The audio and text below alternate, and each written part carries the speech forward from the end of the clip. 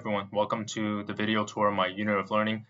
So I'm a science and high school chemistry teacher. So this is designed to be an IGCSE chemistry course for grades 9 and 10.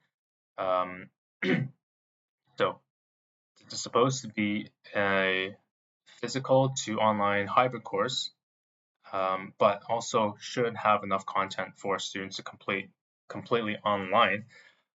The reason why I don't think a science course should be online, of course, is the lab component, and there's so many practical aspects that cannot simply be done by reading or watching. But anyway, moving on to the setup of my Google Classroom, I use this platform because our school already uses it, and there are many limitations of Google Classroom, which I'm sure some of you know.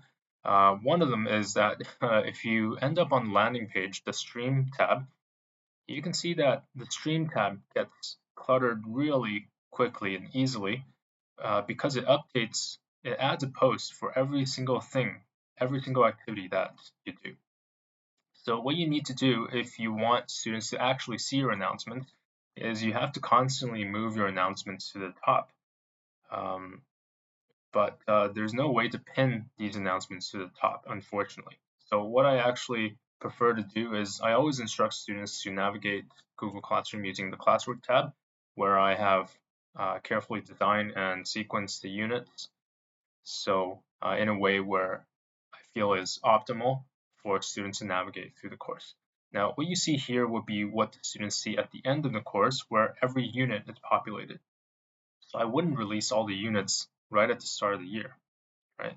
And the reason why they're in this reverse chronological order is because I want the oldest content to be at the bottom, and then every new content I release or add should be at the top, so students wouldn't need to scroll all the way down to see the newest content.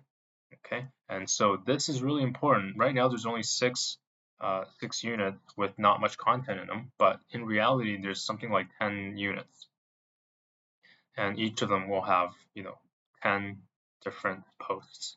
So it can take a long time to scroll down.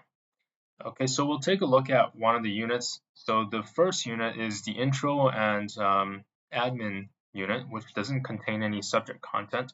So I start off with course overview, all the information on the post itself, not an upload of a file as the assignment requirement states.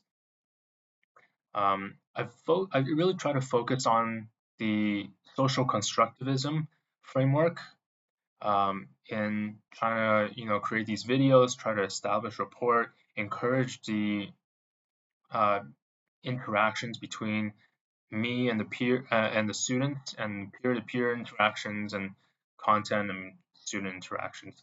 So the second activity you can see is an intro video that students should make for themselves, following the model that I used for my intro video, right? I've also asked them to do a survey that gives me some basic information about their background, what their interests are, what their hobbies are, and these are anonymized, and but I do share the results with students so they can kind of have an icebreaker between each other if they don't know each other well. Discord, I think, is another potentially very useful tool as long as used correctly and monitored properly.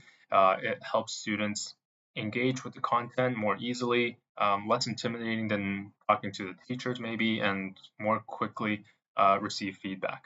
The last thing I want to show you, because it's such a short tour, is this experiment request sheet. So the reason why I made this course hybrid is because I want students to have the accessibility to kind of move at their own pace. So you can see here, the red font is the experiments that I will be doing in class, okay, no matter what. And I've added blank rows, so there's flexibility in the experiments in these places for students to request their own. So whether these are students who are mostly working through the course online at home and they want to do an experiment that's really important, or they want to investigate something that's interesting to themselves, they can do that, right? And then I can give them feedback and they can ask for their required materials. Okay, so we're out of time. Thanks for watching.